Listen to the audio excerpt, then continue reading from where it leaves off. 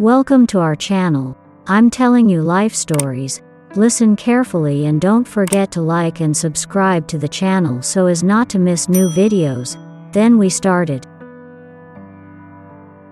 Why are you, a total stranger, staying in our house for so long? My sister-in-law scolded me angrily. After losing my beloved husband, I continued living with my in-laws. Wasn't I allowed to be there? I never thought you were this kind of woman. Leave as soon as possible, she insisted. Even my usually kind mother-in-law began criticizing me harshly. If that's how it was, I'd leave on my own. These were the words screamed in my heart, but I suppressed them. I understand, I said while vowing revenge. My name is Gina, and I am 40 years old. I work as an elementary school teacher. My husband, James, also an elementary school teacher at a different school, was 42 that year. We were married for 12 years. We met at the first elementary school I worked at after graduating from college. James, 2 years my senior, was a reliable senior colleague who taught me various things about school life. Through work, we were drawn to each other and eventually got married. I loved children and became a teacher to spend time with them, but sadly, we didn't have any children. My father-in-law passed away in his 50s before we got married, and James lived with his mother until I joined the family. Thanks to the real estate and other assets inherited from my father-in-law, my mother-in-law was financially secure. However, since the beginning of our marriage, we had decided to pay $2,000 monthly to my in-laws. We had a dream we wanted to realize. Despite needing to save for it, we regularly transferred money to my in-laws for utilities, food, and a small rent out of a sense of duty. We continued to work as teachers, increasingly worried about the growing number of children not attending school. Our dream was to establish a learning center where such children could study comfortably. James's older sister, Mary, who is 3 years older than him, is married and lives in another state. My sister-in-law's son left home last spring for studies, so it should be just the two of them now. Although living about an hour's drive away, my sister-in-law visited every weekend, asking my mother-in-law for financial help. My son's tuition is short. Can you help a little? My sister-in-law would softly ask. Really? It can't be helped. How much do you need? My mother-in-law would spoil my sister-in-law. For some reason, James couldn't understand why. Frustrated, he finally asked his sister one day, "You received a fair amount from Dad's inheritance, right? Why are you always short of money?" he asked incredulously. My sister-in-law then retaliated, "You don't have any kids, so you wouldn't understand. Raising children is incredibly expensive.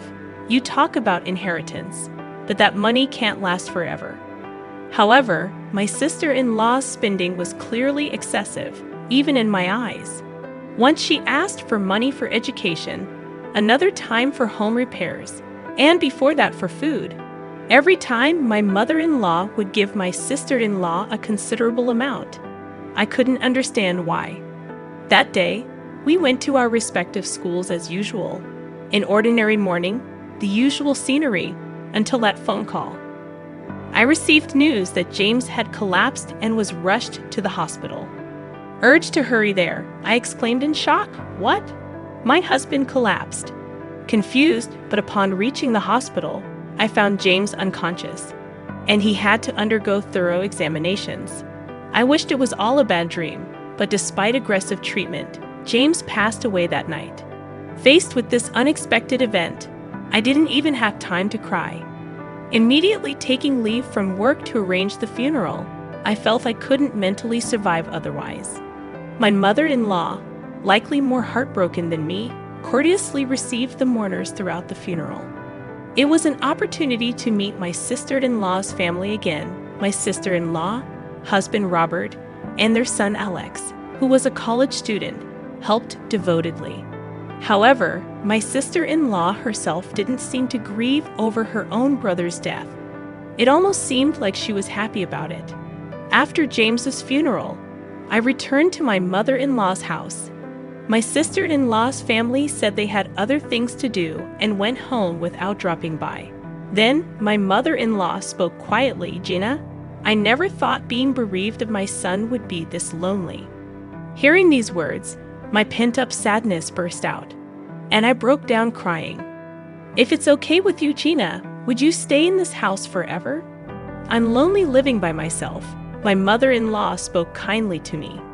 "Let's support each other from now on, mother," I replied, wiping away my tears. However, more troubles followed just as we decided to live together. My mother-in-law suddenly collapsed. It might have been due to the grief of losing her son. She was diagnosed with a stroke. Fortunately, she survived but was left with paralysis in her right side. I wish to continue living in this house. There are so many memories here. I want to spend my time here, she said with slightly slurred speech but with determination. "I'm fine, so please continue to focus on your work, Gina," my mother-in-law kindly told me. However, I was worried about leaving my half-paralyzed mother-in-law alone at home. We decided to use long-term care insurance for home care with the help of a helper. Even after James passed away, I continued to contribute $2,000 monthly for my mother-in-law. However, my sister-in-law started visiting her mother more frequently. "I'm just worried about Mom," my sister-in-law said. But could anyone understand this? From past experiences, I felt I shouldn't easily believe my sister-in-law's words. My mother-in-law, having lost her mobility and feeling weak, asked, "Gina, Mary wants to live here with us. What do you think?" "Mary wants to too? What about her husband?" I asked in surprise. "Alex is already in college and not at home. She says it's okay for her to live here alone. Her husband might move here eventually too," my mother-in-law explained.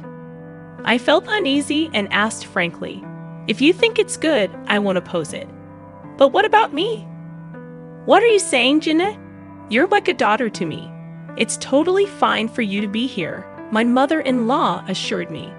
However, if my sister-in-law actually moved into the house, I wouldn't be able to stop her like James did. This left me with unresolved anxiety. Amid these concerns, I had to leave the house for a week-long training, leaving my mother-in-law's care to the helper. "Mother, I'll be away for a week from tomorrow, so please follow the helper's instructions," I said, trying to sound lighthearted to ease my mother-in-law's anxiety. "Don't give money to Mary if she comes, and if something seems odd, contact her husband too." I was very worried about the possibility of my sister-in-law visiting the house during her absence. I couldn't concentrate on my training because of this worry. Upon returning home after a week, I was greeted by my sister-in-law. "Welcome back. Mom wants to talk to you." My sister-in-law looked at me with a smug smile. I had an ominous feeling entering the living room. My mother-in-law looked at me with a displeased expression. "I'm back," I greeted timidly, overwhelmed by the atmosphere.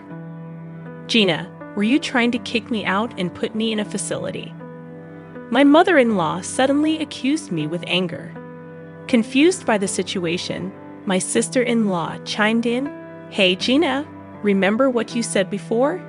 You said, 'I want to put Mom in a facility.' It's too much to handle her, didn't you?" She continued as if I had said such a thing.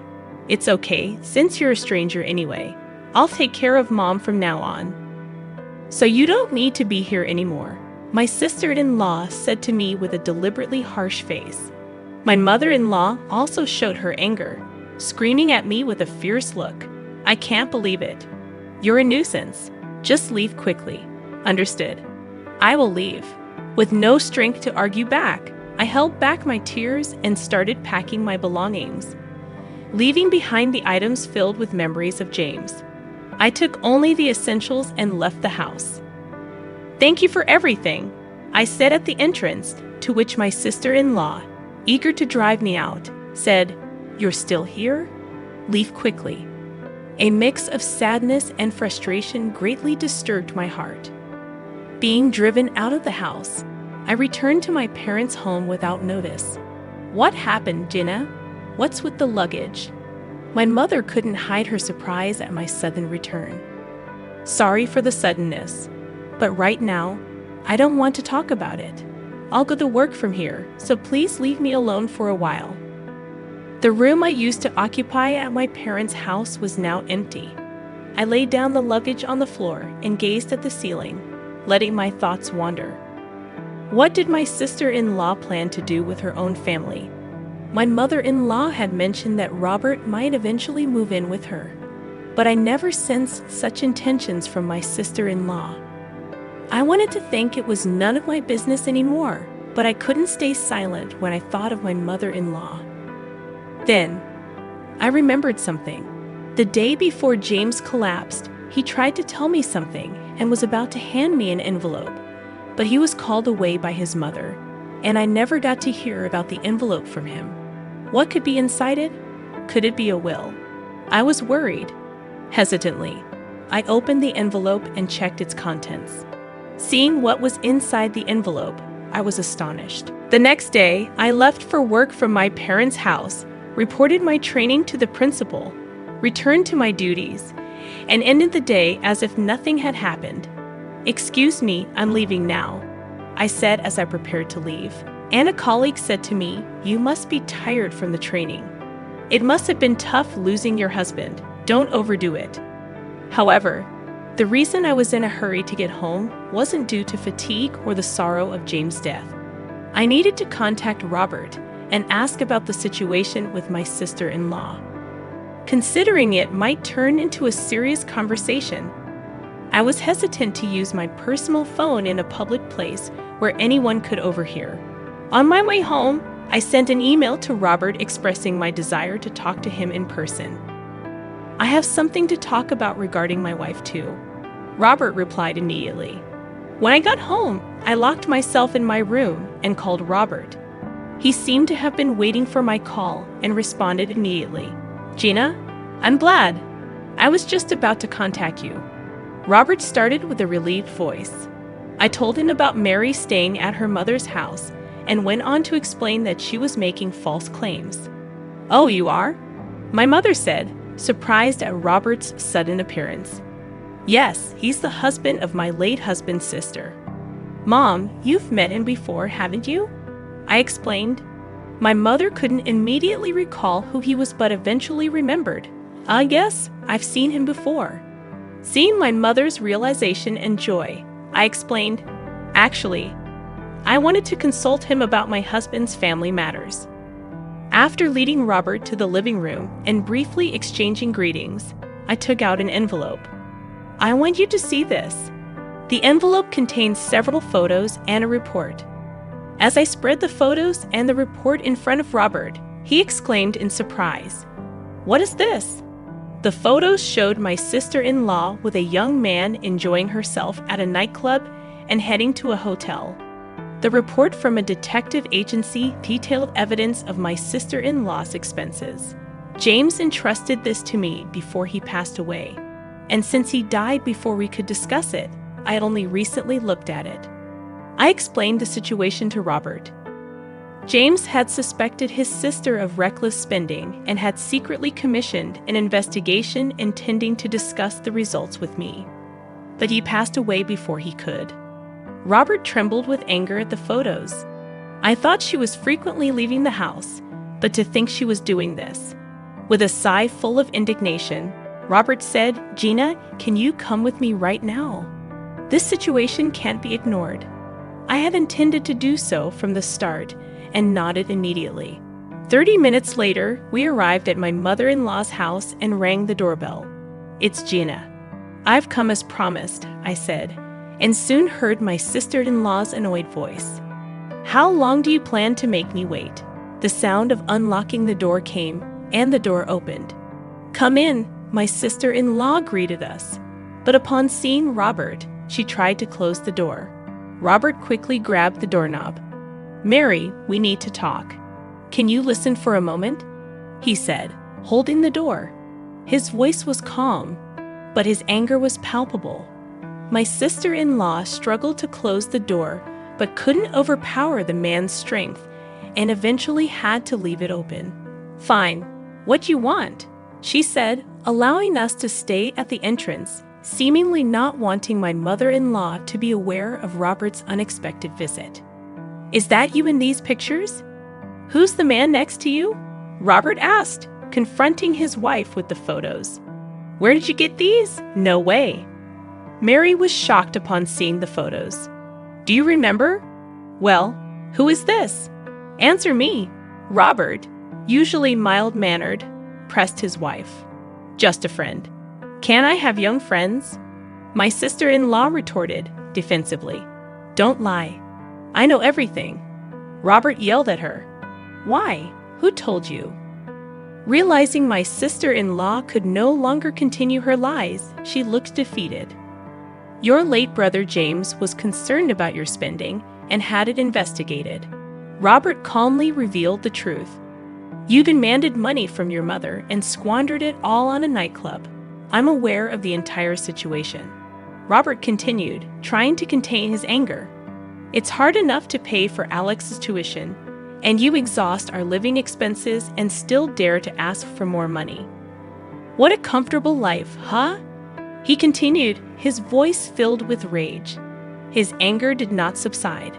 That's enough. I don't care if you leave us. We're getting a divorce, he coldly declared to her. What? My sister-in-law muttered in shock. Didn't you hear me? We're getting a divorce. I'll send the divorce papers later. Fill them out and send them back, Robert stated bluntly. At those words, my sister-in-law collapsed onto a seat. Later, my sister-in-law and Robert proceeded with the divorce through a lawyer and ultimately finalized it. They agreed to consider her spending at the nightclubs as a reason for compensation and to share the payment of Alex's tuition until his university graduation. However, there was a possibility that she might default on the payments, so they agreed that a lawyer would collect the payments monthly. After receiving her share of my father-in-law's inheritance, my sister-in-law had squandered it all on her expenses at the nightclub and then set her sights on my mother-in-law's property. But she found the bank account balance to be lower than expected, and her plan failed. In fact, it seemed that the money James and I had been giving my mother-in-law was used for living expenses and given to my sister-in-law as she demanded, leaving almost no savings behind. My in-laws' house belonged to my mother-in-law, and there was probably no more money left to give to my sister-in-law unless the house was sold. I learned from the caregiver that my sister-in-law, realizing her failure, had abandoned my mother-in-law and left. Meanwhile, my mother-in-law continued to live a modest life alone with the help of the caregiver.